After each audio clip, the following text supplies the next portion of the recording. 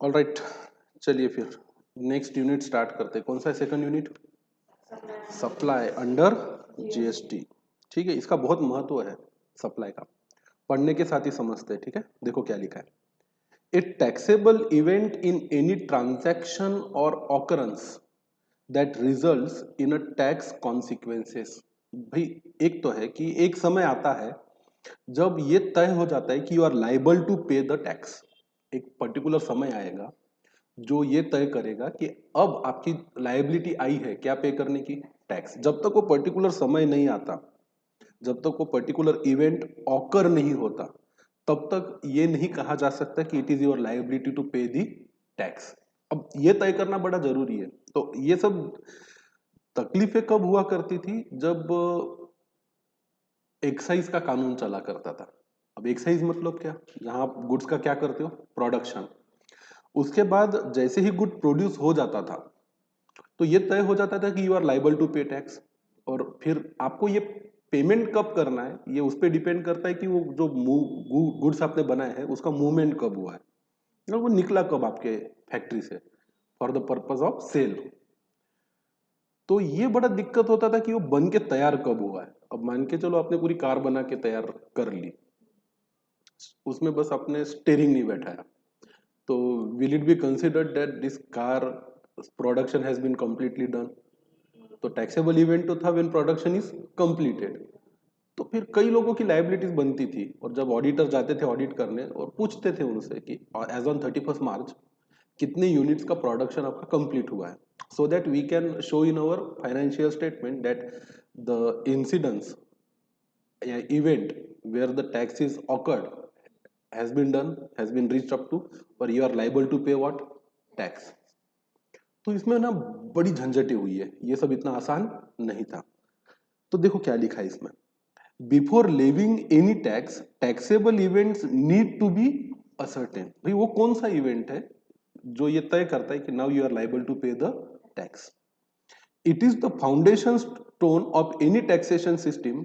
Is it determines the point at which the tax will be levied under the earlier indirect tax regime।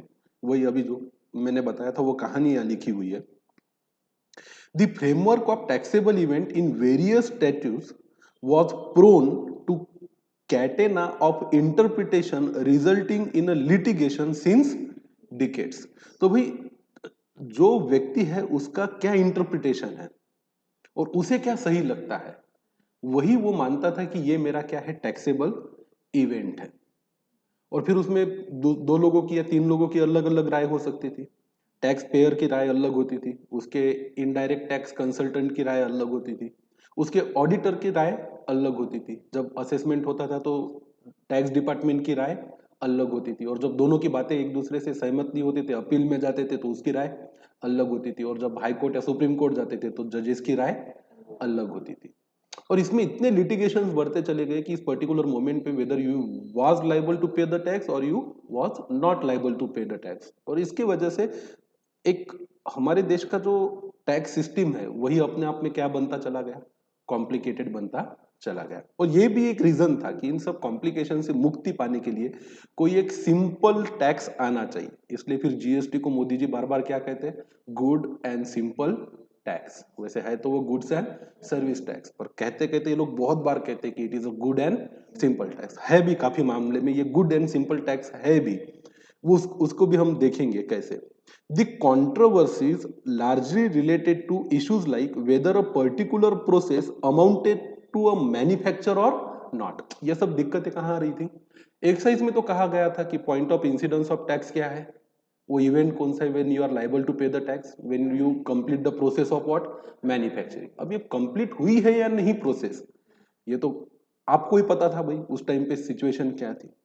whether the sale was predetermined sale, whether the particular transaction was sale of goods or rendering of क्या, services. अब इसमें भी बड़ी दिक्कतें थी। देखो मान के चलो आपने आपकी कार को या बाइक को रिपेयर के लिए डाला, तो जब आपका रिपेयरिंग होता है तो बिल कैसे बनता है? जैसे कोई एक पर्टिकुलर पार्ट आपका खराब हुआ है, वो उसने रिप्लेस किया, तो वो चार्ज करता है उसकी price, and that is a sale of a goods. उसको फिट करने के लिए चार्ज लगते हैं, that is a labour charge, and that is the provision और सेल और सप्लाई ऑफ अ सर्विस। कभी कभी ये तय कर पाना बड़ा मुश्किल हो जाता है कि whether this particular charge is for the supply of goods और it is the supply of services, क्योंकि दोनों के लिए कानून अलग अलग थे। गुड्स का सप्लाई इंटरस्टेट है तो गवर्न करता था स्टेट गवर्नमेंट, इंट्रास्टेट है तो इंटरस्टेट है तो सेंट्रल, सर्विसेज का सप्लाई है तो सेंट्रल। तो फिर आपस आपस में स्टेट के और सेंटर के भी झगड़े थे, एसएससी की और स्टेट के भी झगड़े थे, एसएससी की और सेंटर के भी झगड़े थे। और इसमें क्या होता था, जहां अमाउंट ह्यूज इन्वॉल्व होता था तो वहां पे फिर लिटिगेशंस बढ़ते चले गए। एसएससी बोलते थे we are not liable to pay the tax at the rate of 18% because this is not a sale of a service, this is a sale of a goods, और यहाँ 5% वैट लगता है, तो हम टैक्स भरेंगे तो कितने परसेंट से भरेंगे? 5% से। सेंट्रल गवर्नमेंट बोलती थी कि सर्विस टैक्स का रेट आज 15% है, तो आप कितने परसेंट से भरिए? 15% से। तो बड़ी दिक्कतें आती थी। दी जीएसटी लॉ, अब यहाँ पे तो ये सोच लो कि एक ऐसा प्रोसेस है जहां गुड्स का प्रोडक्शन भी हो रहा है, वो फिर गुड्स को सेल भी कर रहा है, और साथ में उसमें सर्विस का भी क्या है? इंग्रेडिएंट है। फिर तो भाई बड़ी दिक्कतें थी ये डिसाइड करने का कि एक्चुअली किस पोर्शन पे कब कौन से प्रकार का टैक्स भरना चाहिए। The GST law resolve this issue by laying down the comprehensive taxable event that is supply. बस संपला विषय है, मैटर इज क्लोज। यहां पे कुछ डिस्कस करना ही नहीं है, यहां पे एक ही टैक्सेबल इवेंट है और उस टैक्सेबल इवेंट का नाम क्या है? कॉमा इनटू इन्वर्टेड कॉमा में सप्लाई।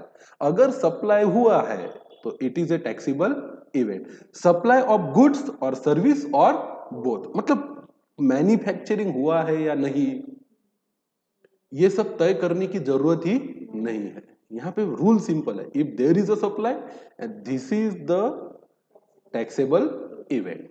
ये इवेंट हो चुका है जिसपे क्या लगना चाहिए था? टैक्स। अब आप अपना क्या भर दो? टैक्स। Very simple. पर ये भी इतना आसान नहीं है, अब सप्लाई को समझना भी थोड़ा सा कष्ट जाएगा, क्योंकि एक चैप्टर है पूरा इसमें और उस चैप्टर का ही नाम क्या है?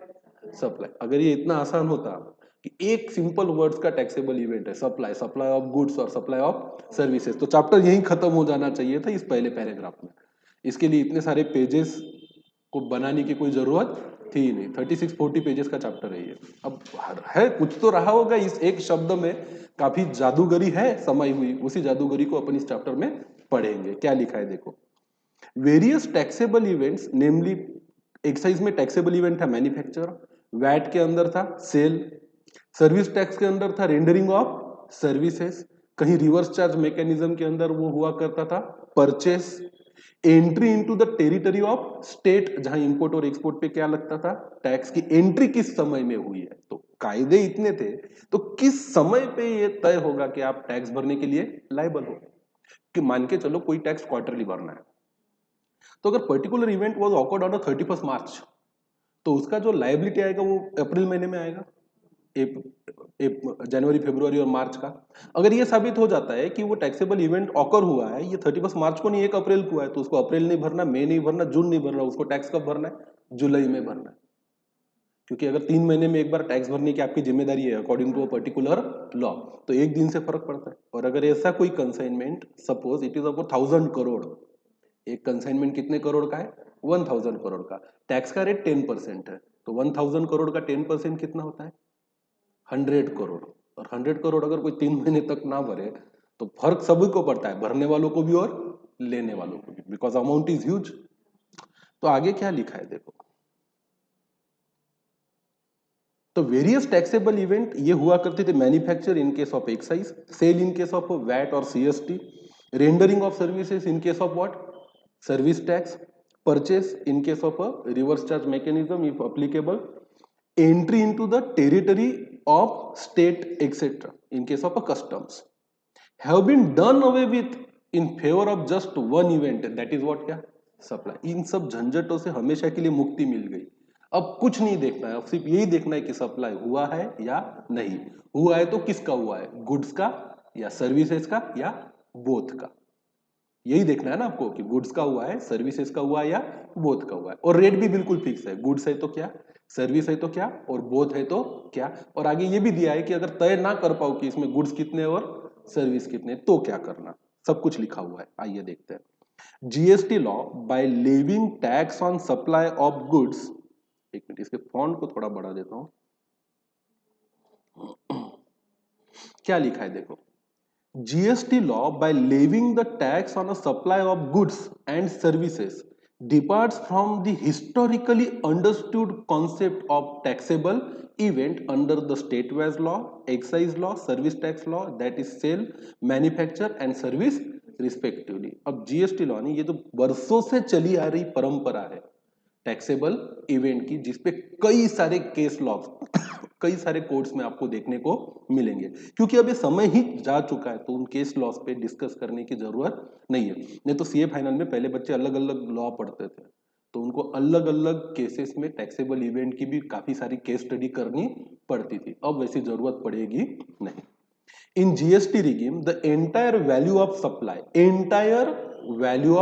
सप्लाई ऑफ गुड्स एंड और सर्विसेज और बोथ, है ना, is taxed in an integrated manner unlike the earlier indirect taxes which were charged independently either on the manufacture or sale or the provision of services। तो पहले तो 3 कानून थे, excise अलग लगता था, वैट अलग लगता था और सर्विस टैक्स अलग लगता था। अब सब कुछ इंटीग्रेट हो चुका है, तो अब पूरे एंटायर वैल्यू ऑफ सप्लाई पे एक ही टैक्स लगता है, कौन सा, गुड्स एंड सर्विस टैक्स।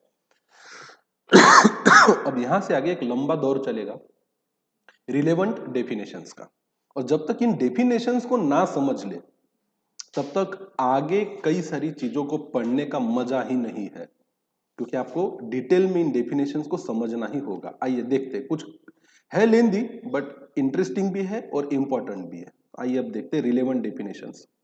वैसे डेफिनेशंस का जो पूरा का पूरा चैप्टर है वो बेयर एक्ट में आप पढ़ो तो सेक्शन 2 में दिया हुआ है। कौन से सेक्शन में दिया है, 2। तो सेक्शन 2 सब सेक्शन 1 2 3 4 5 6 से लेके तो 100+ तक हर एक अलग चीज की क्या दी गई है इसमें, डेफिनेशन। उसमें से कई सारी डेफिनेशन सिलेबस में इंक्लूड नहीं की गई है क्योंकि ज्यादा रिलेवेंट नहीं है, पर कुछ है जो हमें पढ़नी चाहिए। तो सबसे पहले तो गुड्स का क्या डेफिनेशन है ये देखना चाहिए हमें।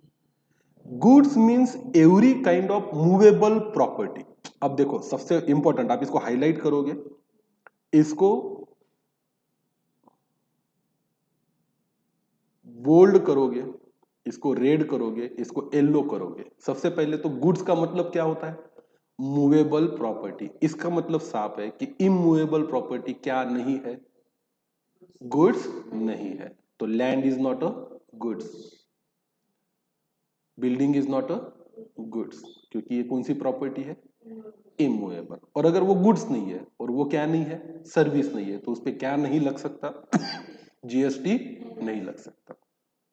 गुड्स मतलब हर वो चीज जो मूवेबल प्रॉपर्टी है, अदर देन क्या, मनी एंड सिक्योरिटीज। इसको भी आप एक अलग कलर से हाईलाइट करोगे, other than money and securities. इसका मतलब क्या है कि अगर आप मनी को बेच ट्रांसफर करते हो, तो देखो एक्चुअली क्या होता है कि जीएसटी ये टैक्स आपको कब भरना है, पर्टिकुलरली जब आपने कोई इनकम कमाई हो, तो that is where you are liable to pay the what, GST. Suppose आपने गुड्स बेचे, एंट्री क्या पास की, कैश को डेबिट, सेल्स को क्रेडिट। जैसे ही सेल को क्रेडिट हुआ, क्या बढ़ा आपका, income, and you are liable to pay what, GST. अब क्रेडिट दो जगह पे जा सकता है हमारे बुक के एंट्रियों में, एक ट्रेडिंग अकाउंट के क्रेडिट में, एक पीएनएल के क्रेडिट में, मतलब नॉमिनल अकाउंट के क्रेडिट में।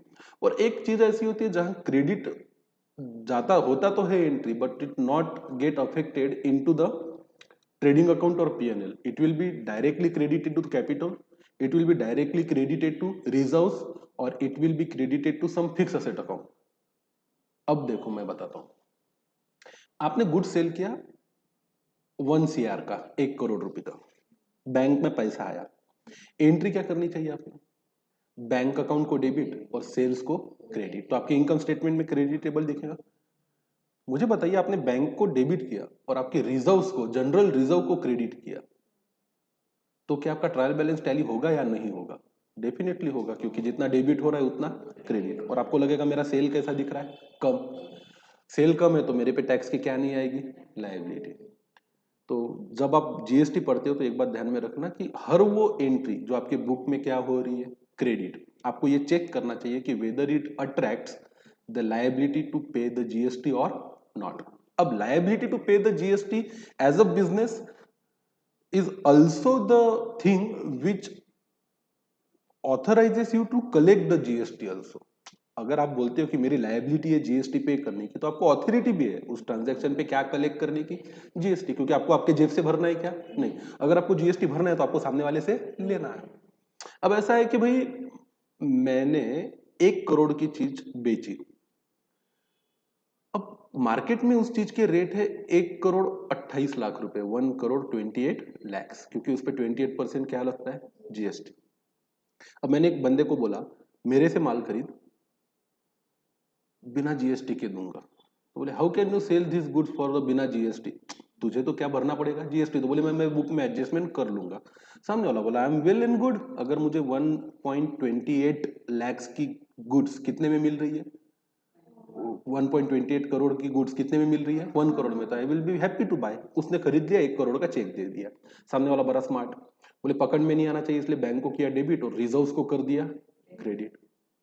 बैंक को किया डेबिट, फिक्स असेट को कर दिया क्रेडिट. बैंक को किया डेबिट, बिल्डिंग को कर दिया क्रेडिट. बैंक को किया डेबिट, लैंड अकाउंट को कर दिया credit. He was doing a manipulation. पर as a vigilant and student of a GST, आपको ये बात ध्यान में रखनी है कि everything which gets credited in my books of account somehow it attracts what, GST. अब कई बार इसमें कई सारे मौके ऐसे भी आएंगे. अब देखो आपको अगर डोनेशन मिला है, you are not a charitable trust, और आपको क्या मिला, डोनेशन. मान के चलो किसी ने आपको 10 लाख का डोनेशन दे दिया, you are running a hospital, not a charitable trust. तो मुझे बताइए आप एंट्री क्या पास करोगे, बैंक को डेबिट और डोनेशन इनकम को क्रेडिट. फिर सवाल ये आता है कि ये मेरी इनकम है तो क्या मुझे इस पे जीएसटी भरना चाहिए, बिल्कुल भरना चाहिए. तो आपको डोनेशन लेते वक्त क्या बोलना था किसी से कि भाई आप मुझे 10 लाख का डोनेशन दो and it is the kind of a service, उस पे 1.8 लाख रुपीज का क्या पे करो, जीएसटी. मतलब आप मुझे 11,80,000 रुपीज दो, जिसमें से 10 lakh I will be keeping as a donation and 1,80,000 I will be paying to the government. Anyways, अब बात आती है कि गुड्स का मतलब क्या है. तो सबसे पहले तो गुड्स मतलब क्या, एनी काइंड ऑफ कौन सी property, movable property other than what, money and security. हाँ, तो ये बात यहीं से आई थी डेबिट क्रेडिट की. जब आप किसी को मनी पे करते हो, मान के चलो you paid money to Ram, entry क्या पास करोगे, राम को डेबिट और कैश अकाउंट को क्रेडिट.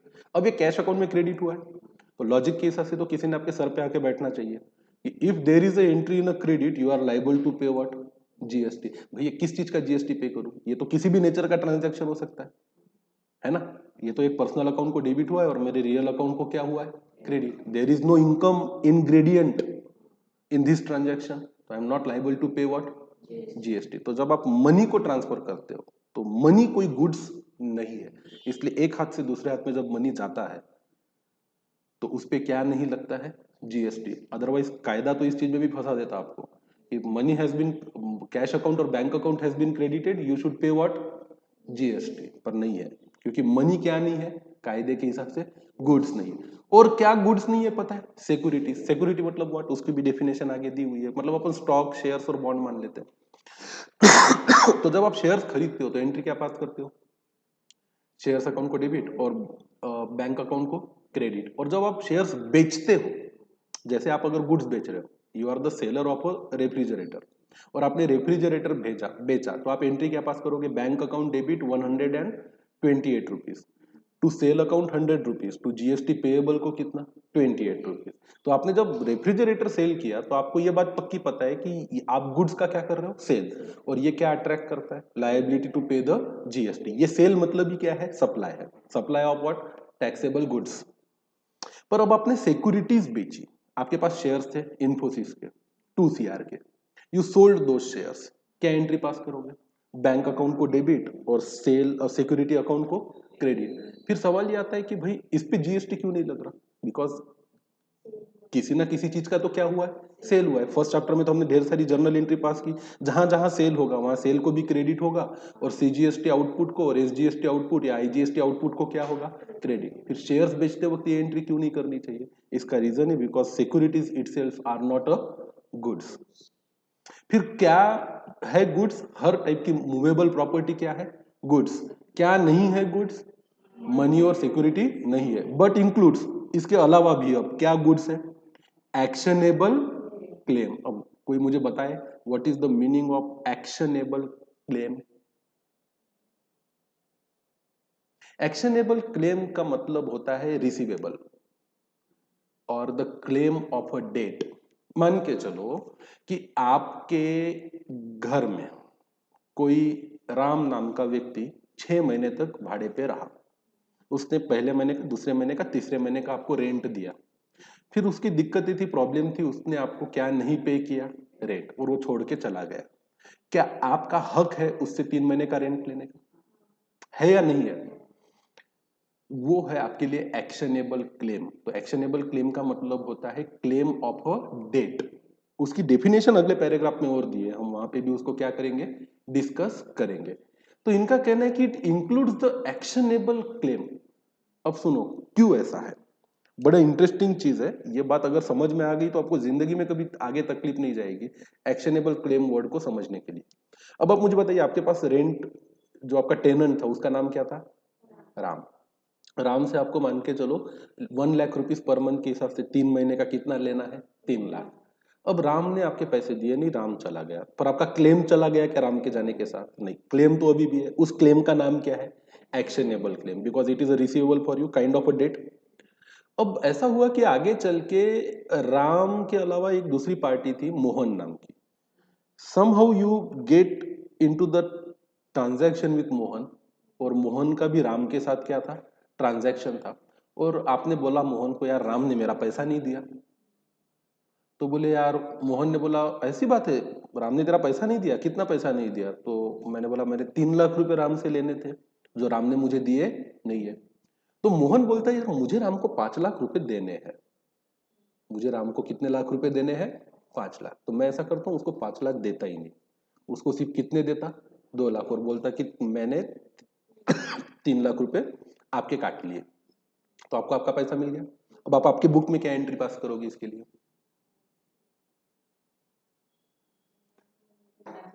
आपको 3 लाख रुपए देने थे मोहन को, चलो आपको मोहन को कितने देने थे, 3 लाख, और मोहन को राम को कितने देने थे, 5 लाख। तो आपने मोहन को क्या बोला, राम को कितने मत दे, 5 मत दे, कितने दे दे, 2 दे, और 3 मेरे आ गए, ऐसा समझ ले। तो अगर आप खुद मोहन को 3 लाख रुपए देते तो एंट्री क्या पास करते, मोहन को डेबिट और बैंक को क्रेडिट। अब आप पेमेंट कर रहे हो क्या, नहीं, तो आप करोगे मोहन को डेबिट और आपकी रेंट इनकम को क्रेडिट। आइडियली तो ये 3 लाख रुपए जो आपको आने थे वो ऑन अकाउंट ऑफ व्हाट थे, रेंट थे, पर आप अभी दिखाओगे नहीं कि वो आपका क्या था, रेंट था, क्योंकि आपके बुक में वो कोई रिसीवेबल नहीं था। अगर मान के चलो आपने रिसीवेबल कर रखा होगा राम के नाम से, तो राम के नाम से डेबिट बैलेंस है, तो आप मोहन को डेबिट करते और राम को क्या करते, क्रेडिट। पर ये सिर्फ आपका क्लेम था, इसकी कोई बुक एंट्री नहीं थी। तो एक्चुअली जब आपने 3 लाख रुपए कम दिए, आपकी लायबिलिटी 3 लाख रुपए से घट गई, जो आपको देने थे किसको, मोहन को। This is nothing but a transfer of a actionable claim. आपने अपना क्लेम क्या किया, ट्रांसफर किया। आपको हक था, अधिकार था किससे 3 लाख रुपए लेने का, राम को, वो हक आपने अब किसको दे दिया, मोहन को। तो सप्लाई हुआ है कि नहीं हुआ है, हुआ है। तो ये एक काइंड ऑफ गुड्स माना गया है, बट इंक्लूड्स क्या, एक्शनेबल क्लेम। तो उस पे आपको क्या भरना चाहिए, जीएसटी भरना चाहिए। अदरवाइज अगर राम इंसानों की तरह आपको 3 लाख का रेंट देता तो रेंट के साथ क्या लेते, जीएसटी, और किसको पे करते, गवर्नमेंट को पे करते। वैसा ना करते हुए आपने आपके क्लेम को आपस में क्या किया, सेटल हुई, तो आपकी इनकम ना, आपकी लायबिलिटी कम हुई, मतलब क्या बढ़ी आपकी, इनकम। तो अगर अकाउंट की कॉन्सेप्ट क्लियर है तो जीएसटी को समझने में और भी क्या मिलेगी आपको, आसानी होगी। और क्या गुड्स है, ग्रोइंग क्रॉप्स भी गुड्स है। ऐसा क्रॉप जो अभी तक सीड भी नहीं है और जो पूरी तरह से ग्रो भी नहीं हुआ। तो मैं कॉफी बनाता हूँ अपने खेत में, कॉफी बीन्स बनती है मेरे यहाँ पे, वो ग्रो होने से पहले मैंने उसको क्या कर दिया, बेच दिया। अब कोई बोलेगा कि it is not a goods, क्योंकि ये कॉफी सीड भी नहीं है और बना बनाया पका हुआ पूरा कॉफी भी नहीं है रेडी, तो कहाँ है गुड्स?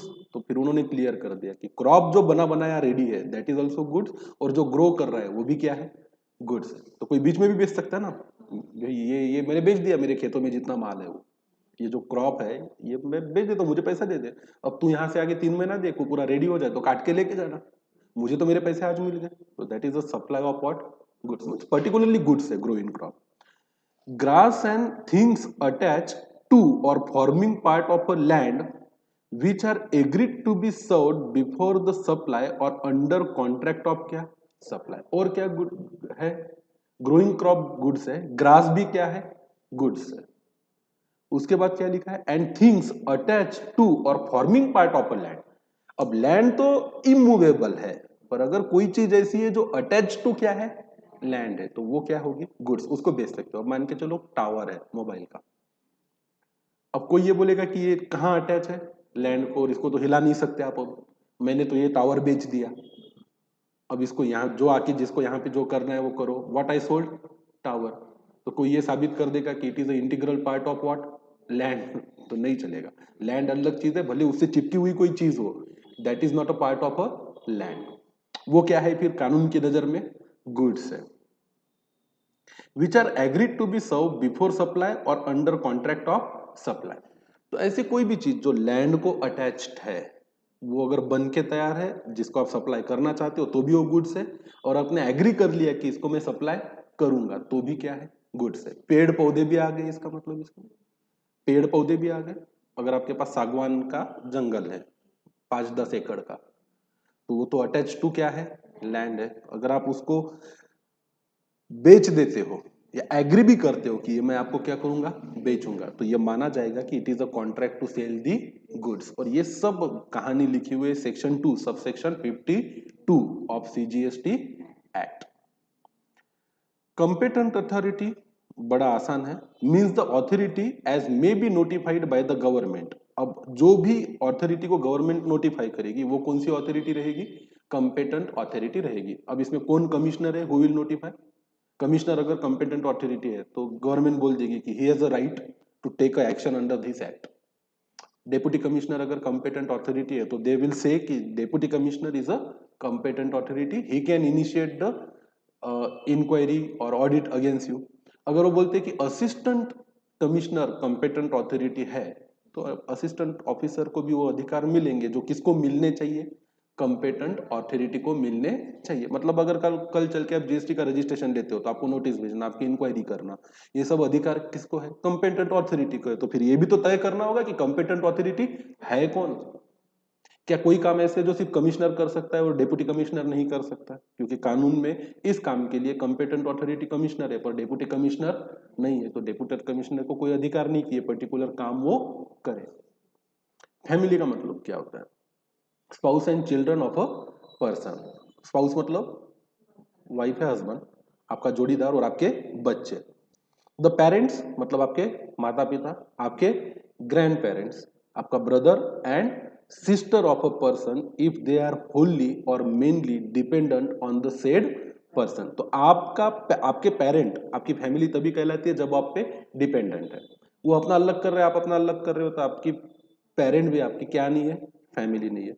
ग्रैंड पेरेंट अगर आप पे डिपेंडेंट है तभी वो फैमिली की डेफिनेशन के हिसाब से आपकी फैमिली है, otherwise they are a separate individual and you are a separate individual which are not a family. Brothers and sister dependent है तो ही इस एक्ट के तहत वो क्या कहलाएंगी, आपकी फैमिली। अगला है गवर्नमेंट। गवर्नमेंट का मतलब इस कानून के हिसाब से सेंट्रल गवर्नमेंट होता है, बराबर है। लोकल अथॉरिटी का मतलब होता है पंचायत, म्यूनिसिपालिटी, म्यूनिसिपल कमिटी और जिला परिषद, डिस्ट्रिक्ट बोर्ड, कैंटोनमेंट जोन जो मिलिट्री की छावनियां होती है, रीजनल काउंसिल और district council constituted under the 6th schedule of a constitution, development board constitution constituted under the article 371 and article 371J of a constitution, और regional council constituted under article 371A of a constitution. तो इसके बहुत ज्यादा detail में जाने की हमें जरूरत नहीं है। हमारे लिए most to most local authority में हमारी म्युनिसिपल कॉर्पोरेशन आएगा, नगर पालिका, महानगर पालिका, इनका समावेश वहां पे होगा। बिजनेस का मतलब क्या होता है? जीएसटी एक्ट क्या कहता है? What is the meaning of what? Business. कुछ लोग बिजनेस को बिजीनेस कहते हैं, जहां आप हमेशा बिजी रहते हो, that is a business. Business includes है। अब ये डेफिनेशन जहां पे भी शुरू होती है इंक्लूड्स, इसका मतलब है ये चीजें बिजनेस है, इसके अलावा भी कई चीजें हो सकती है जो क्या कहलाई जा सकती है? बिजनेस। तो ये एग्जॉस्टिव डेफिनेशन नहीं है। ये कौन सी डेफिनेशन है? इंक्लूसिव। इंक्लूसिव मतलब ये चीजें हो सकती है बिजनेस, इसके अलावा भी कुछ छूटा हो तो हो सकता है कि वो क्या हो? बिजनेस। एग्जॉस्टिव मतलब यहां से शुरू होती है यहां खत्म होती है, ये चीजें बिजनेस है तो वो बिजनेस है, ये चीजें बिजनेस, इसके बाहर कुछ भी आए तो वो क्या नहीं है? बिजनेस। तो लॉ में दो प्रकार की डेफिनेशन बड़ी मायने रखती है, एक इंक्लूसिव डेफिनेशन और एक एग्जॉस्टिव। तो ये इंक्लूड से शुरुआत हुई है, तो ये डेफिनेशन ही कौन सी डेफिनेशन है?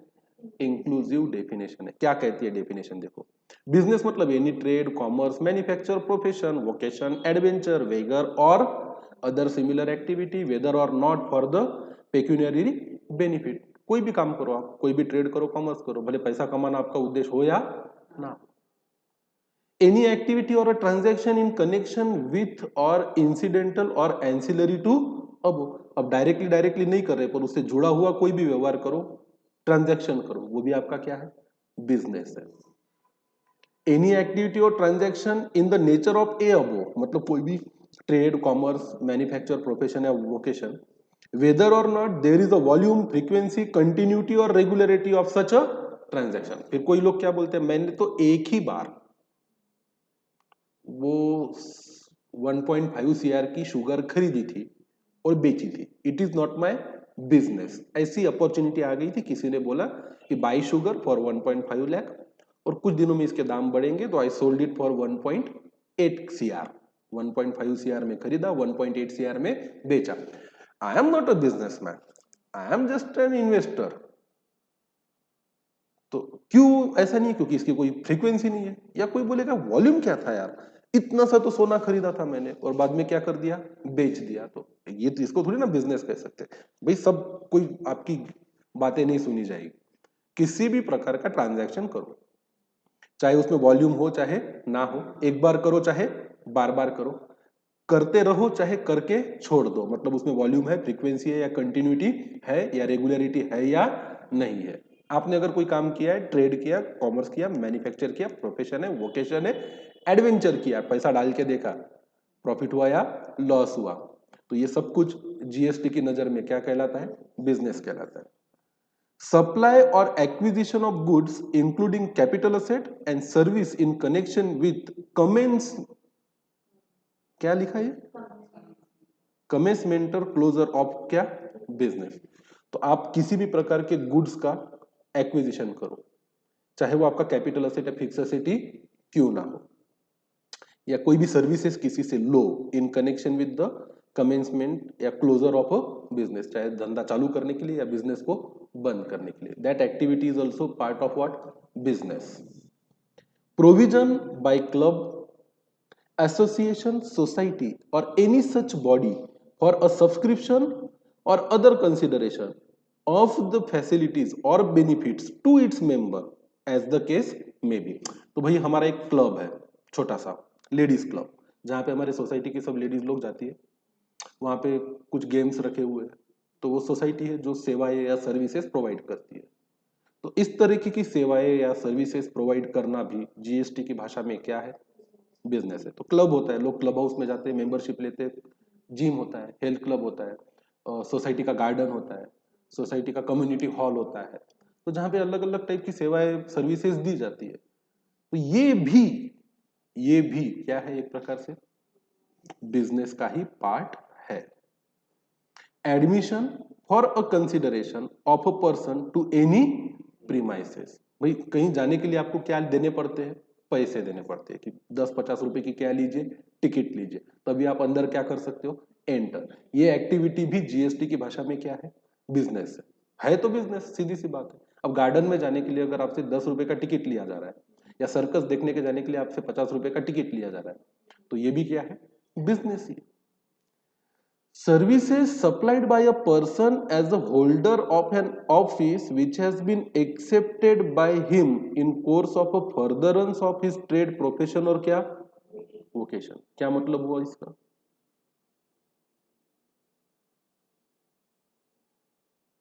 Services supplied by a person as a holder of an office which has been accepted by him in course of furtherance of his trade profession या वोकेशन। अगर आप ट्रेडर हो, खरीदते हो या क्या करते हो, बेचते हो, या तो आप प्रोफेशनल हो, डॉक्टर हो, चार्टर्ड अकाउंटेंट हो, या तो आप कोई स्किल वाला काम करते हो जिसके हम क्या बोलते हैं, vocation.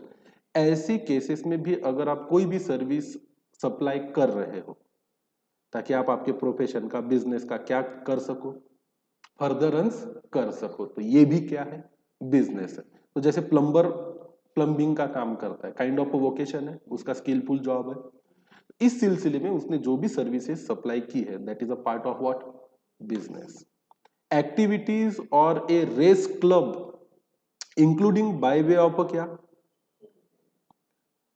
totally setter or a license to bookmaker or activities of a licensed bookmaker in such club। Race club गए हो कभी? रेस क्लब में क्या होते हैं, घोड़े दौड़ते हैं, आपको उस पे क्या लगाना होता है, पैसा। सारा पैसा कौन रखता है, क्लब का ओनर। फिर हर घोड़े का एक दाम होता है कि इस पे 10 रुपए लगाओ, ये जीत गया तो 100 मिलेगा, इस पे 10 लगाओ, ये जीत गया तो सिर्फ 12 ही मिलेगा, क्योंकि उसके जीतने की प्रोबेबिलिटी वैसे भी ज्यादा है। फिर एक घोड़ा ऐसा होता है जिस पे 10 रुपए लगाओ, आप 500 रुपए भी क्या कर सकते, जीत सकते। फिर एक प्रकार से जो क्लब का ओनर है वो वहां बेटिंग करने वाले लोगों को क्या प्रोवाइड कर रहा है, सर्विस प्रोवाइड कर रहा है, उनको पैसे जीतने का क्या दे रहा है, मौका दे रहा है। जीएसटी की नजर में ये activity of a race club including by way of totally settle, जो बाद में सेटल करता है सब टोटल करके कि किससे लेना है और किसको देना है, और a license to book maker और activities of a license book maker in a such club. और वैसे बिना लाइसेंस के आप ये सब बिजनेस कर नहीं सकते। तो इनके द्वारा प्रोवाइड की गई सारी एक्टिविटी क्या फॉर्म पार्ट करती है, बिजनेस। एनी एक्टिविटी और a transaction undertaken by central government, state government और local authority in which they are engage as a public authority. तो भाई एक्टिविटी या ट्रांजैक्शन चाहे प्राइवेट एंटिटी करे या गवर्नमेंट करे या लोकल अथॉरिटी करे या सेंट्रल या स्टेट गवर्नमेंट करे, दैट इज ऑल्सो बिजनेस। पर बिजनेस का उतना रेफरेंस आगे नहीं आएगा, but involve in a business, involve in a business, involve in a business, ऐसे वर्डिंग्स लॉ में कई बार आएंगे। तो फिर कोई ये ना कह दे I am not involve in a business, तो फिर यहां से तो आगे की बात मुझे लागू होती ही नहीं है। इसलिए फिर ये बिजनेस की डेफिनेशन को यहाँ पे डालना भी उतना ही जरूरी है। फिर कोई भी चीज में आगे क्या लिखा होगा, लॉ आप पढ़ोगे ना, एनी काइंड ऑफ एक्टिविटी और if that person is involve in a business, तो फिर सवाल आता है what is the meaning of business. तो अगर उसने प्रूव कर दिया कोर्ट में जाके कि ये तो कहीं लिखा ही नहीं है कि ये काम करना किस में आता है, बिजनेस में, तो ये एक इंक्लूसिव दिया है। इसके अब अगर इनसे कोई चीज छूट गई हो या आपके दिमाग में अभी नहीं आ रही हो, तो भी गवर्नमेंट केस नहीं हारने वाली। वो तो क्या बोलेंगे, this definition of business is itself what kind of definition, inclusive. इसका मतलब है कि इसके अलावा भी इसके जैसी कोई एक्टिविटी क्या कहलाई जा सकती है, बिजनेस। तो फिर जज को क्या बोलेंगे। अब आप ये सोचो कि ये डेफिनेशन क्यों डालनी पड़ी, ताकि अगर कोई लेजिटिमेट कोई एक्टिविटी करता है जिससे वो क्या कमा रहा है, पैसे, तो कहीं ऐसा ना हो कि वो ये साबित कर दे कि ये क्या नहीं है, बिजनेस, तो आप उसको ऐसा मौका मत दीजिए। इसलिए ये डेफिनेशन कैसी डेफिनेशन है, इंक्लूसिव। तो जज भी बोलेगा बात तो सही है। अगर इंटेंट ऑफ लॉ देखो तो आप अगर बोल रहे हो कि आपके द्वारा तय की गई एक्टिविटी कहीं पे भी A B C D E F G H I J I में बैठती नहीं है, फिर भी आप बच के जा नहीं सकते। आपकी एक्टिविटी को साबित कर दिया जाएगा कि आपने क्या किया है, बिजनेस, और फिर उसके आगे लिखा हुआ जो भी है जीएसटी कानून में वो आपके लिए क्या हो जाएगा, एप्लीकेबल हो जाएगा। कंसिडरेशन वैसे कॉन्ट्रैक्ट एक्ट में आपने बार बार पढ़ा होगा। कंसिडरेशन मतलब क्या, समथिंग इन रिटर्न। तो कोई चीज फोकट में थोड़ी ना दी बेची कोई नहीं जाती है ना, कुछ किसी ने किसी को कुछ दिया है तो बदले में कुछ ना कुछ लिया है। In relation to the supply of goods और सर्विसेज और बोथ इंक्लूड्स एनी। अब कंसिडरेशन क्या है, एनी पेमेंट मेड और टू बी मेड। अगर आपने किसी चीज को खरीदने के लिए पैसा दे दिया है या देना बाकी है, तय तो कर लिया ना कितना दूंगा, तो that is what a consideration. या किसी चीज को बेचते वक्त अगर आपने पैसा ले लिया है या तय हो गया कि कितना पैसा आपको लेना है या कितनी वैल्यू आपको रिसीव करनी है, that is what a fix consideration. अब कंसिडरेशन को तय करना इसलिए जरूरी है क्योंकि वैल्यू कितनी है आपके सप्लाई की, ये डिपेंड करता है कि कंसिडरेशन कितना है। तो कंसिडरेशन कितना है ये डिसाइड करने के लिए ये तो तय करना पड़ेगा लॉ, क्योंकि what is the meaning of what, consideration. अब आप कोई बोल दे, हाँ मैंने तो रेफ्रिजरेटर बेचा है 30,000 का, but it is not a consideration, refrigerator वैसे 20 का ही है, 10,000 तो उसने ऐसे ही दे दिए मुझे for love and what, affection. तो बात हो गई कि भाई आपको टैक्स कितने पे करना है, 20,000 पे, और कितने पे नहीं करना, 10,000 पे, क्योंकि 10,000 is not part of what, consideration. ऐसे थोड़ी चलेगा। तो कंसिडरेशन को डिफाइन करना बड़ा जरूरी है, नहीं तो अगर किसी को 3,000 करोड़ भरने होते हैं और वो ये साबित कर दे कि इसमें से 1,000 करोड़ किस क्या फॉर्म नहीं करता, कंसिडरेशन ही नहीं है, तो फिर मैं टैक्स कैसे भरूं। लोग बड़े चालाक होते हैं, और लोग इतने चालाक हैं अपने देश के, इसलिए तो कोई कानून अपने देश में सरल नहीं बनता, क्योंकि अगर ये कुछ सरल बना दे तो लोग उसकी जलेबी बना के अपना मुंह मीठा करने से बाज आते नहीं है। सीधी चीज को जलेबी लोग बनाते हैं, और लोग ऐसा ना करें, इसलिए फिर कानून को इतना जटिल बनाना मजबूरी बन जाती है लेजिस्लेटर की। एनी पेमेंट मेड और to be made whether in money और अदरवाइज। अब भाई सीधी सी बात है, consideration can be in money और कैन बी इन काइंड। नहीं तो फिर सीधा है, मैं हूं एक सेलर ऑफ रेफ्रिजरेटर, मैंने आपको रेफ्रिजरेटर भेजा, बदले में कुछ नहीं लिया, और आपको बोल दिया एक काम करना, मेरा साला रहता है औरंगाबाद, उसको 30,000 दे देना। तो payment to Y, whether not in money but Y, by way of otherwise. तो कंसिडरेशन मिला कि नहीं, in respect of, in response to, और for the inducement of the supply of goods और सर्विस और बोथ। तो यहां पे अभी कभी गुड्स अकेला नहीं आएगा, यहां पे जहां जहां गुड्स आएगा ये तीनों वर्ड एक साथ आएंगे, क्या, गुड्स और सर्विस और बोथ। तो आपको लिखते वक्त भी यही फ्रेज और लैंग्वेज को क्या करना है, यूज करना है। whether by recipient or by other person but shall not include any subsidy given by the central government। अब अगर आप सेलर हो तो कंसिडरेशन जो मिलता है वो डेबिट होता है कि क्रेडिट होता है, क्रेडिट, जितना डेबिट होगा उतना ही क्या होगा, क्रेडिट होगा ना। तो आप एक अकाउंटिंग एंट्री करोगे सेल के लिए, तो जैसे रमेश को गुड्स बेचा है तो रमेश अकाउंट को डेबिट और सेल अकाउंट को क्रेडिट। तो यहाँ जो अमाउंट आपने पुट की है वही टेक्निकली और अकाउंट के टर्मिनोलॉजी में क्या कहलाएगी, कंसिडरेशन। जीएसटी वाले ऐसा नहीं करते भाई, सिंपल सा फंडा है, अगर चीज है 1 लाख की तो उस पे रेट है 12%, तो 1 लाख पे 12% लाइबिलिटी कितनी बनती है, 12,000। आप क्या करो, सेल करते हो, बिल ही बनाओ उस चीज का कितना, 50,000 का, और 12 के जगह पे जीएसटी कितना पे करो, 6,000। थोड़ी ना इतने आसानी से बच जाओगे आप, ऐसा भी नहीं है। अब क्या आता है देखो, आगे आगे जब केस स्टडीज पढ़ेंगे ना तो और मजा आएगा आपको ये समझने में कि कैसे इश्यूज आते हैं, क्या डिसाइड करने में, कंसिडरेशन। वैसे क्या है, ये सब सरकार की इच्छा नहीं थी इतना सब, एक आसान सी चीज को इतने लंबे लंबे पैराग्राफ में क्या करना, लिखना। सरकार को मजबूर किसने किया, आपके जैसे लोगों ने। आप ही लोग जो पढ़ लिख के ऐसे बनते हो, जो इतना तो समझ जाते हैं कि इधर इधर इधर चांस है, पैसा भरने की क्या नहीं है, जरूरत नहीं। तो आप इसको बोलते हैं लैकुना है, किसमें लैकुना है, लॉ में। अब लॉ में लैकुना नहीं रखना है तो लॉ आसानी से लिखा जा सकता नहीं है, तो फिर इसलिए इसको बड़े लंबे लंबे वर्ड्स में लिखा गया है।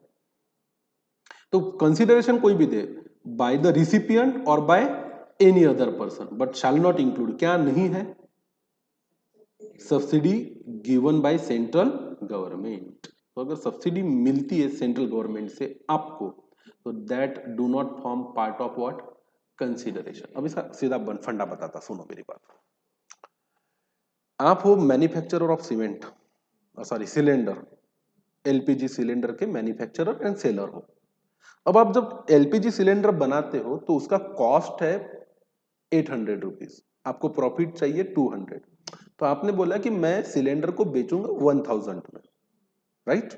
तो सिंपल सी बात है, अगर एलपीजी सिलेंडर पे मान के चलिए कि जीएसटी लगता है, मान लीजिए अभी के लिए, तो आप इनवॉइस कैसे बनाओगे अपने कस्टमर के लिए, बैंक अकाउंट को डेबिट 1050 रुपीज समझो, अगर 5% का रेट है, बैंक को डेबिट करोगे 1050, टू सेल को कितना 1000, टू जीएसटी पेएबल कितना 50।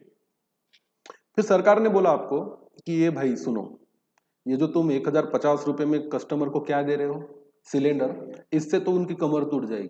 तो तुम ऐसा करो, सिलेंडर को बेच दो 600 रुपए। फिर मैंने बोला मैं ऐसा क्यों करूं, why should I do that.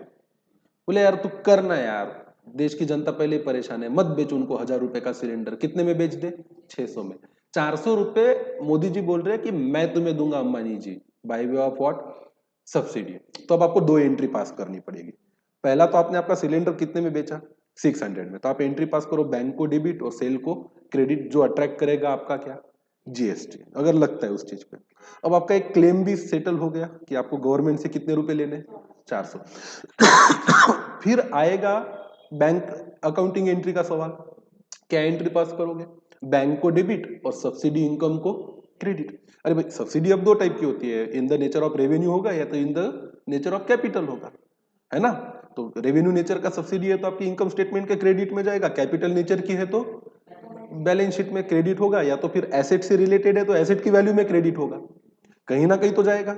अब यहां पे जो आपको मिला है 400 rupees, will that be considered as a consideration and some day officer will ask you, आपको तो सिलेंडर बेच के 600 रुपया दिया कस्टमर ने, 400 रुपया दिया सरकार ने, तो जीएसटी कितने पे भरो, 1000 पे। अरे भाई एक अफसर तो सीधा आके आपका कॉलर पकड़ के खड़ा हो जाएगा ना, इधर आओ, बोलेंगे अंबानी जी इधर आओ। अभी तक सिलेंडर बेचने के बाद आपके पास पैसा कितना आया बताइए, 600 रुपया किसने दिया, कस्टमर ने। 400 रुपया किसने दिया, मोदी जी ने, सब्सिडी है, इस पे क्यों नहीं भरते जीएसटी। आपको, मैं तो ये मानूंगा कि आपको कंसिडरेशन कितना मिला, 1000, फिर इससे तो दिक्कतें बढ़ जाएगी। इसलिए इन्होंने लॉ में लिखा है, क्या लिखा है, shall not include any subsidy given by central government और स्टेट गवर्नमेंट और monetary value of any act और forbearance in respect or in response to for the inducement the supply of goods and services or both, whether by the recipient or any other person, but shall not include any subsidy given by the central or state government। भाई एक चीज है, थोड़ा सा मैं इसके language में ना जाते हो, अगर आप मेरे वर्डिंग्स को ध्यान से सुनो तो बात समझ में आ जाएगी। सब्सिडी क्या नहीं कहला सकती, कंसिडरेशन नहीं कहला सकती। तो अगर आपको कल केस स्टडी आता है सीए फाइनल कि he is a manufacturer of particular product name is ZEC जेका, और उन्होंने इसको बेचा पर्टिकुलर एक 600 रुपीज में, against that sale they receive the subsidy of कितना, 400। Determine the tax payable by the XYZ limited. तो यहां आपको कोट करना पड़ेगा कि definition of consideration specifically says that the subsidy received by central or state government is not a part of a consideration। तो उसको छोड़ के फिर आप सप्लाई की वैल्यू को क्या करो, डिटरमाइन करो और उस पर क्या चार्ज करो, जीएसटी चार्ज करो। तो ये केस स्टडी आ सकती है। However a deposit given in respect of the supply of goods or services or both shall not be considered as payment made for such supply unless the supplier applies such deposit as a consideration for said supply। तो भाई सीधी सी बात है, सुनो, I am a company, I manufacture Parle-G products। If you want to become my distributor, so my condition is that first pay me 1 crore rupees of deposit, so that I will grant you the certificate that you are my what, distributor। What entry you will pass by paying the security deposit for taking the franchisee or the distributorship, deposit account को debit and bank account को credit. और ये जो deposit को debit किया है, whether where will you show, as a expense और as an asset, asset. Parle G क्या एंट्री पास करेगा, बैंक को डेबिट और सिक्योरिटी डिपॉजिट को क्रेडिट। अब ये जो क्रेडिट हुआ है पार्ले जी के अकाउंट में 1 करोड़ रुपीस का सिक्योरिटी डिपॉजिट, ये उनके लिए इनकम है या लायबिलिटी, लायबिलिटी। तो आपके बैलेंस शीट में दिखेगा डिपॉजिट एज एसेट, उनकी बैलेंस शीट में दिखेगा as a liability, but credit तो हुआ है। अब उसके बाद आपने उनको 3 CR के बिस्किट का कंसाइनमेंट भेजा, 3 करोड़ रुपए के बिस्किट का क्या भेजा, कंसाइनमेंट। अब क्या माना जाएगा कि ये बिस्किट का जो कंसाइनमेंट है इसका कंसिडरेशन क्या है, 3 CR और 3 CR plus 1 CR, 3 CR, very simple.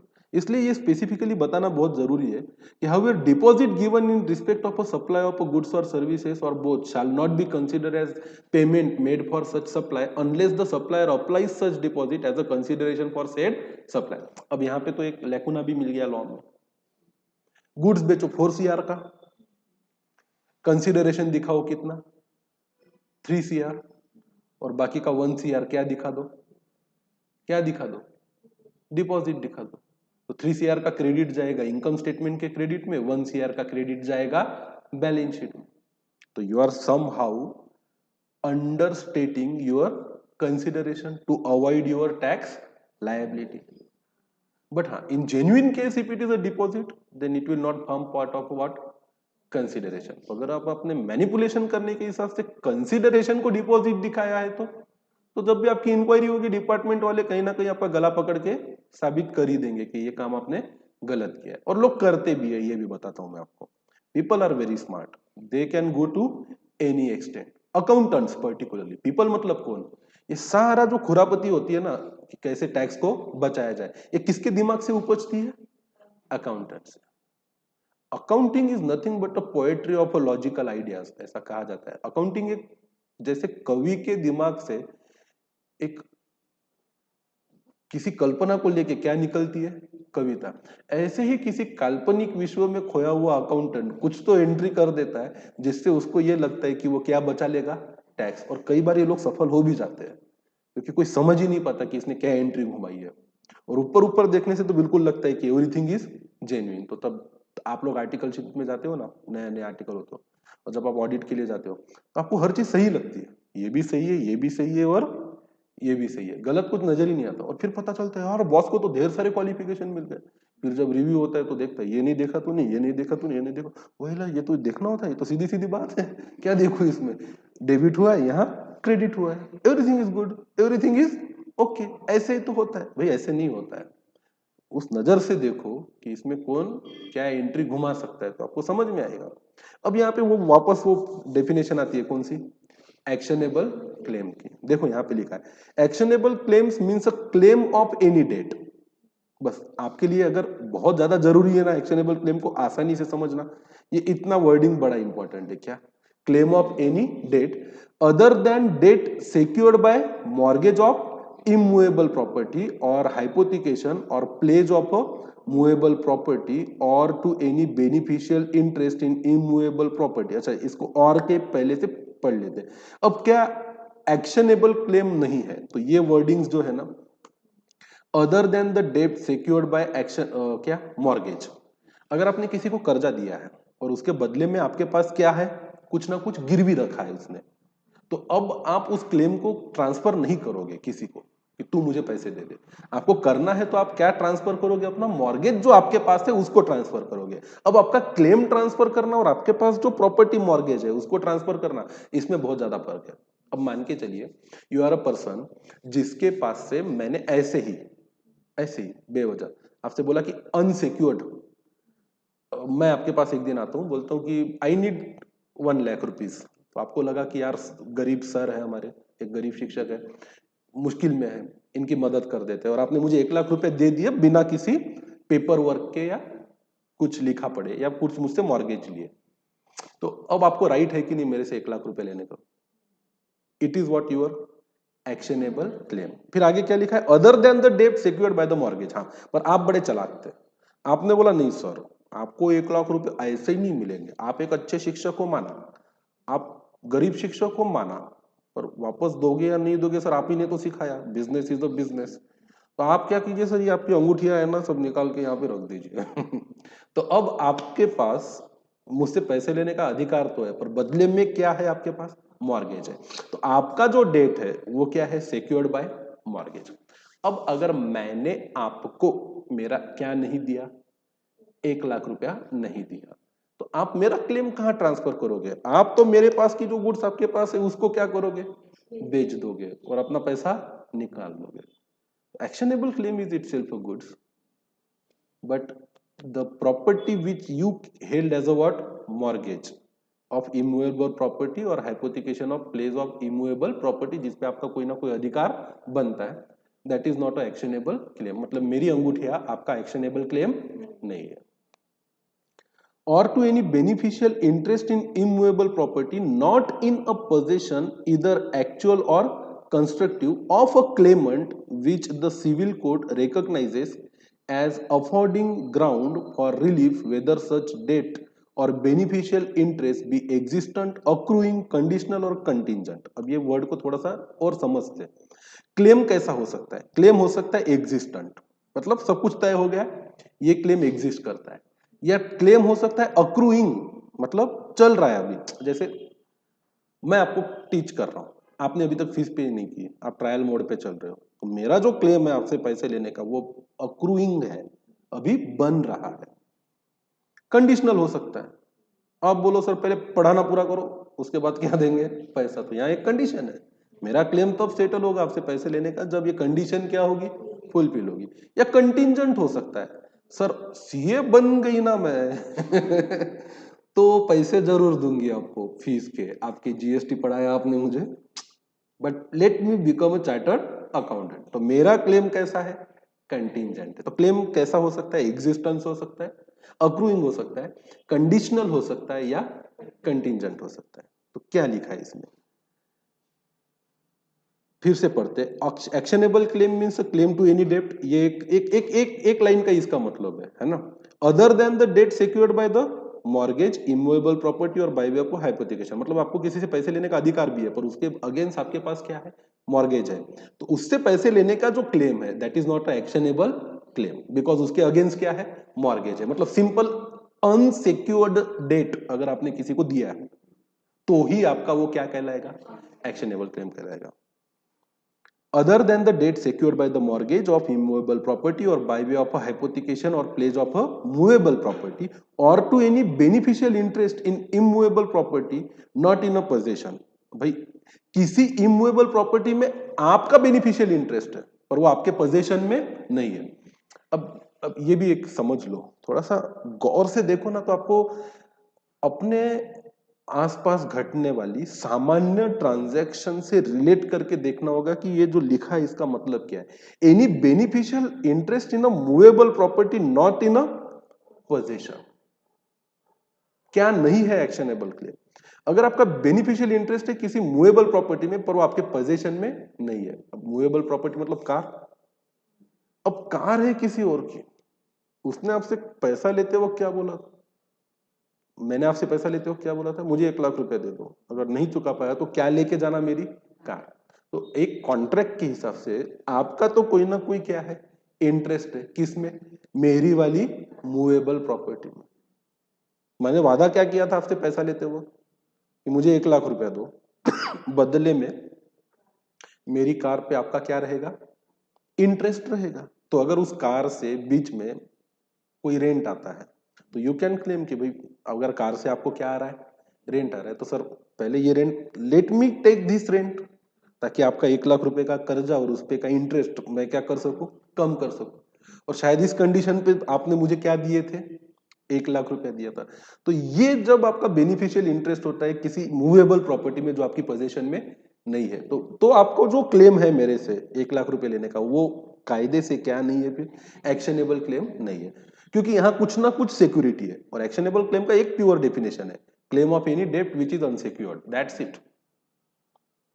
इधर एक्चुअल और कंस्ट्रक्टिव, आपका देखो, आपका जो बेनिफिशियल इंटरेस्ट हो सकता है किसी मेरी इमूवेबल प्रॉपर्टी में, ये एक्चुअल हो सकता है या कंस्ट्रक्टिव हो सकता है। एक्चुअल क्लेम का क्या मतलब होता है कि मैंने आपको 1 लाख रुपए मांगते वक्त मेरी कार आपके पास छोड़ दी, तो इसमें जो आपका इंटरेस्ट है बेनिफिशियल, ये एक्चुअल है। या मैंने बोला कार तो मेरे घर के सामने खड़ी है, मुझे 1 लाख रुपए की अर्जेंट जरूरत है, ये चाबी रख ले, तो ये constructive delivery, sale of goods act, CPT, CA foundation याद है। Of the claimant which the civil court recognize as affording ground for relief whether debt or beneficial interest be existent या accruing या conditional या contingent। इसलिए ये जो आखिरी के वर्ड थे इसको मैंने पहले ही क्या कर दिया था, एक्सप्लेन कर दिया था। अब ये लिखा है section 2(1) of CGST act, rate act section 3, transfer of property act 1882। तो ये जो एक्शनेबल क्लेम वगैरह का जो पूरा इश्यूज अराइज हुए थे ना, ये एक्चुअली रिलेट करते हैं ट्रांसफर ऑफ प्रॉपर्टी एक्ट से, क्योंकि वहां पे बहुत जटिल ऐसी समस्याएं बनती है जब कोई व्यक्ति अपनी प्रॉपर्टी को किसी के पास मॉर्गेज करके क्या लेता है, उससे लोन लेता है। तो फिर ये बड़ा तय करना होता है कि ये जो पैसा आपके पास आया है, whether it is a transfer of actionable claim or you have actually sold the property which were in your possession as a mortgage। तो इसके केस लॉज है, काफी सारे हैं, बट अगेन टेलिंग यू कि भाई सीधा सीधा है, एक्शनेबल क्लेम गुड्स है। एक्शनेबल क्लेम क्या है? एक प्रकार से गुड्स माना गया है। मतलब आपने किसी को अनसिक्योर्ड लोन दिया है और आपको अधिकार है, और बाद में आपको कुछ मिलता है उस आपके अधिकार के बदले में, तो that is considered as goods. Manufacture क्या होता है? लास्ट डेफिनेशन आज की, means a processing of a raw material और input in any manner that result in a emergence of a new product having a distinct name, character and use the term manufacturer shall be construed accordingly। तो फिर manufacture क्या है? कि किसी भी input को convert करना आउटपुट में, जो एक पूरी तरह से न्यू प्रोडक्ट है। और मैन्युफैक्चरर कौन है? जो ऐसा काम कर रहा है, वो क्या है? मैन्युफैक्चरर है। Money money money money money, एक छोटा सा पैराग्राफ है, पढ़ लेते हैं, छोटे छोटे जल्दी जल्दी पढ़ेंगे। Money means Indian legal tender और any foreign currency, cheque, promissory note और bill of exchange, letter of credit, draft, pay order, traveller cheque, money order, postal or electronic, remittance or any other instrument recognized by the Reserve Bank of India when used as a consideration to settle an obligation or exchange with Indian legal or any other denomination, but shall not include any currency that is held for its numeristic value। What is the meaning of any currency is held for its क्या है? Numismatic value.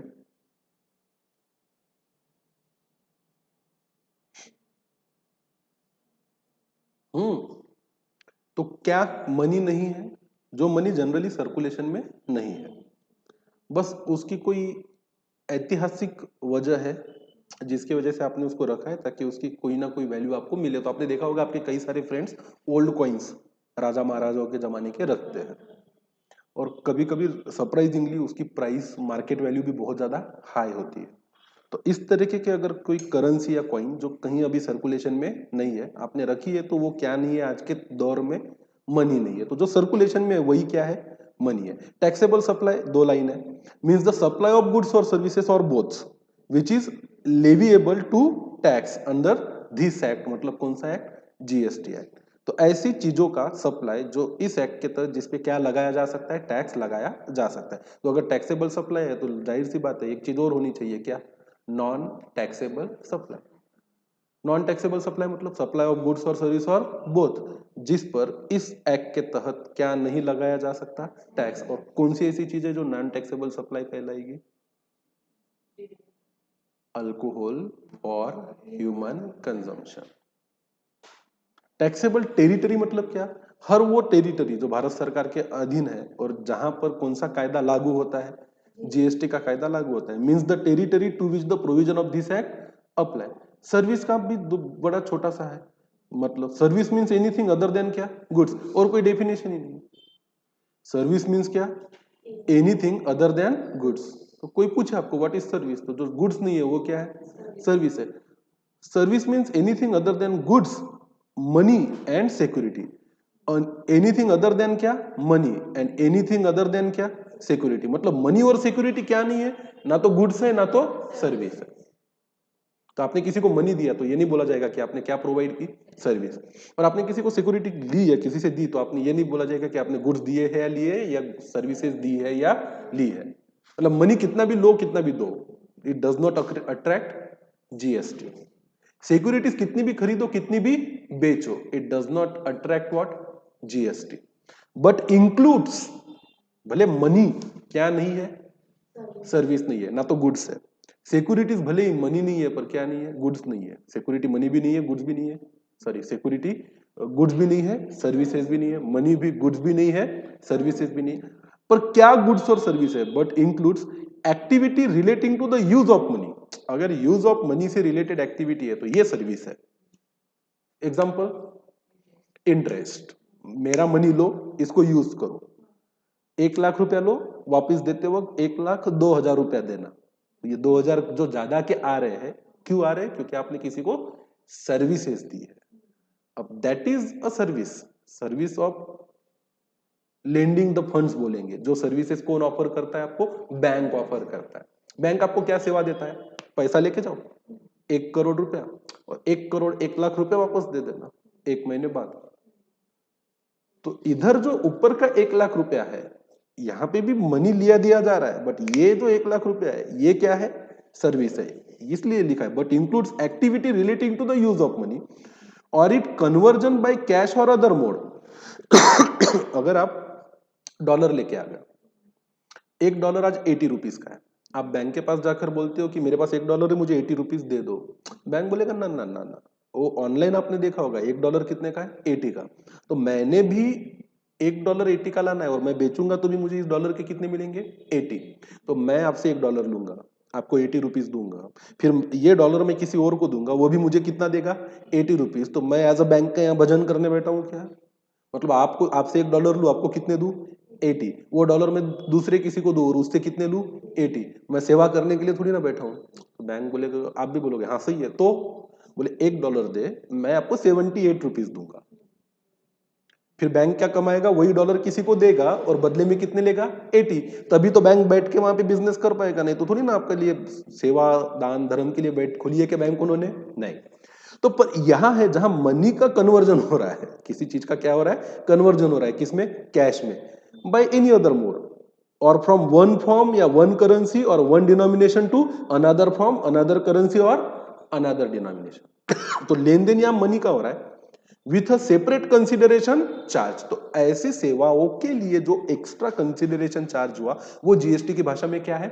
Service है। तो मतलब अगर 1 लाख रुपया किसी को loan देके बदले में 1,02,000 रुपया वापस ले रहे हो, तो ये 2,000 रुपया जो सेपरेट कंसिडरेशन चार्ज हुआ है वो क्या है? सर्विस है।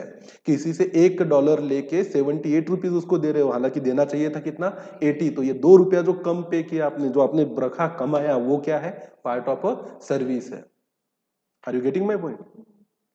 Explanation. For the purpose of removal of doubt, it is hereby clarified that the expression service includes facilitating or arranging transactions in the securities. अब security ना तो goods है ना तो सर्विस है, तो सिक्योरिटी को खरीदो या बेचो उस पर क्या नहीं लगता? जीएसटी ही नहीं लगता। पर अगर आप फैसिलिएट कर रहे हो सिक्योरिटी को खरीदने और बेचने के लिए, मतलब आप ब्रोकर हो और आप किसी को सुविधा दे रहे हो कि हाँ मैं तेरे लिए शेयर खरीद दूंगा, तेरे लिए शेयर बेच दूंगा, और इसके बदले में आपको कमीशन या ब्रोकरेज मिल रहा है, तो ये जो है पैसा आपको एक्स्ट्रा मिला, it is your income and that income is called as what? Service. तो you are providing service actually और चार्जिंग फॉर दैट, तो उसका कुछ अपना कंसिडरेशन है। सप्लायर कौन है फिर जीएसटी की नजर में? In relation to any goods और सर्विसेज और both shall mean the person supplying the said goods or services or both shall include an agent acting such on behalf of the supplier in relation to the goods or services both supplied। तो दो लोग supplier है, एक वो व्यक्ति जो खुद supply कर रहा है क्या? गुड्स या सर्विस या बोथ, या वो व्यक्ति जो एजेंट है किसका? उस सप्लायर का जिसका गुड्स सर्विस या बोथ आप क्या कर रहे हो? बेच रहे हो। तो कभी कभी वो पर्सन नहीं होता है एक्चुअली अवेलेबल और अपना सारा बिजनेस और काम किसके माध्यम से चलाता है? एजेंट के माध्यम से। तो अगर वो व्यक्ति जो खुद ओनर है उस गुड्स का जो सप्लाई किया जा रहा है, तो वो सप्लायर है, वो नहीं तो उसका एजेंट भी क्या है? सप्लायर है। अगर वो उसके बिहाफ में ये सब क्या कर रहा है? काम कर रहा है। और रिसिपिएंट कौन है फिर? अगर एक है सप्लायर तो दूसरा कौन होना चाहिए? Recipient. Recipient of a supply of goods or services means क्या? Where a consideration is payable for the supply of goods or services or both, the person who is liable to pay that consideration। मतलब देखो ऐसा तो बड़ा आसान है, I am a seller, you are a buyer, तो I am a supplier, you are a recipient। पर अगर कानूनन टर्म में देखो तो जो सप्लाई प्रोवाइड सर्विस या गुड्स प्रोवाइड किया गया है उसके कंसिडरेशन को पे करने के लिए जो व्यक्ति लायबल है वो कौन है? उसका रिसिपिएंट है। मतलब माल किसी और को मिला पर लायबिलिटी किसकी है? आपकी। तो रिसिपिएंट कौन होगा गुड्स या सर्विसेज का? आप। अब सिंपल सी बात है, देखो आप हो मिस्टर एक्स, आपने ऑर्डर दिया एक कमोडिटी का मिस्टर वाई को, ट्रांजैक्शन हो रहा है एक्स और वाई के बीच में, वाई सेलर है मतलब सप्लायर है, आप कौन हो? बायर हो। आप आपके बुक में एंट्री क्या पास करोगे? परचेस को डेबिट और वाई को क्रेडिट। वाई अपने बुक में क्या एंट्री पास करेगा? एक्स को डेबिट और सेल को क्रेडिट। ट्रांजैक्शन दोनों में हो रहा है। You as a X Y को बोलता है कि don't send goods to me, send to my customer Z at some other location. उसने बोला ठीक है माल तो मैं कहीं भी पहुंचा दूंगा, आप बोलो जानून में डाल दो तो जानून में, कुएं में डाल दो तो कुएं में, आप बोलो वहां पहुंचा देता, उसमें कौन सी बड़ी बात है। अब माल निकला कहां से? वाई के पास से। He is what? सप्लायर। माल मिल कौन रहा है? रिसिपिएंट कौन है उस माल का? जेड। पर जीएसटी के लिए he is not a recipient of goods, you are the recipient. अब सीमेंट के केस में ये बहुत कुछ होता है। अब क्या होता है, इफ सीमेंट मैन्युफैक्चरर कौन है फेमस इंडिया के? एलएनटी है, एसीसी है, बिरला है। अब इनके डिस्ट्रीब्यूटर्स है, जैसे महाराष्ट्र में एक मोटा सा डिस्ट्रीब्यूटर बैठा है। अब वो क्या करता है, आइडियली तो होना चाहिए कि उसने खरीदना चाहिए बिरला से और बेचना चाहिए उसके कस्टमर को। वो सीधा फोन करके बोलता है एक ट्रक यहाँ भेज दो, 50 ट्रक वहां भेज दो, 200 ट्रक वहां भेज दो, 300 ट्रक वहां भेज दो। तो सप्लायर तो पक्का है, कौन है? बिरला। रिसिपिएंट कोई और है, पर लायबिलिटी बिरला को पे करने की किसकी है? हमारे डिस्ट्रीब्यूटर की। तो he is liable to pay the consideration and therefore he is the recipient of such goods और सच सर्विसेज और बोथ। अगला है where no consideration in payable for the supply of goods, the person to whom the goods are delivered or made available or to whom the possession of use of goods are given or made available। अब कोई चीज का कोई consideration है ही नहीं, तो ऐसे case में जो कंसिडरेशन है तो वो व्यक्ति रिसिपिएंट है जो लायबल है पे करने को, सप्लायर को। कंसिडरेशन ही नहीं है तो रिसिपिएंट वो व्यक्ति है जिसके पास उस गुड्स की क्या हो रही है? डिलीवरी हो रही है। और तीसरा where no consideration is payable for the supply of services, the person to whom service is rendered. Goods के मामले में जहां गुड्स डिलीवर हुई है और सर्विस के मामले में जहां सर्विस जिसको सर्विस रेंडर हुई है। And any reference to a person to whom supply is made shall be constituted as a reference to the recipient of a supply and shall include an agent acting as such on behalf of a recipient in relation to the goods or services or both। तो अगर supplier के case में owner of a goods a person और his agent can be treated as a supplier, तो recipient के case में भी जो पर्सन रिसीव कर रहा है या जो पर्सन लाइबल टू पे है या उसका एजेंट, ये क्या माना जाएगा? रिसिपिएंट माना जाएगा। ये क्यों जरूरी है? क्योंकि कानून में आगे आप देखोगे देयर आर सर्टेन प्रोविजन जो ये तय कर सकता है कि वेयर सप्लायर इज लाइबल, और कानून में आप आगे देखोगे कि there are the provision where the recipient is liable under the particular provision of act. तो फिर तब बड़ी दिक्कत होगी ये तय करने में कि एक्चुअल सप्लायर कौन है और एक्चुअल रिसिपिएंट। क्योंकि मैंने बोला ना ये पूरी जादूगरी के पीछे कानून का जो खिचड़ी, एक साधा जो खिचड़ी थी कानून, इस खिचड़ी भी नहीं, एक सादा सा राइस था, ये स्टीम राइस, इसकी खिचड़ी और बाद में इसका शाही पुलाव ये बनाया है अकाउंटेंट्स ने। इस सारे कानून के साथ खिलवाड़ करने वाले सबसे सुरमा लोग कौन होते हैं? अकाउंट्स। वो ऐसी ऐसी एंट्रियां घुमाते हैं, ऐसी ऐसी जर्नल एंट्री करते हैं, कुछ भी डेबिट और कुछ भी क्रेडिट। कोई बाप नहीं समझ पाए कि सप्लायर कौन है और रिसिपिएंट कौन है और कौन क्या चीज के लिए जिम्मेदार है, और फिर डिपार्टमेंट के लोग भी नहीं समझ पाते, पर कानून बनाने वाली इस चीज को जानते। तो it was all about the definition, section number 2, and there are more than 100 sub sections under section 2, but not all has been given in the CA final GST syllabus। अब concept of supply, फिर अभी तक क्या पढ़ रहे थे वो? Definition of supply. अभी क्या पढ़ेंगे अपन? Concept of supply. अभी section 7 is very very important, जिसको हम कल के लेक्चर में क्या करेंगे? कवर करेंगे। तो चलो ठीक है, आज के लिए इतना काफी है। See you tomorrow then, bye bye.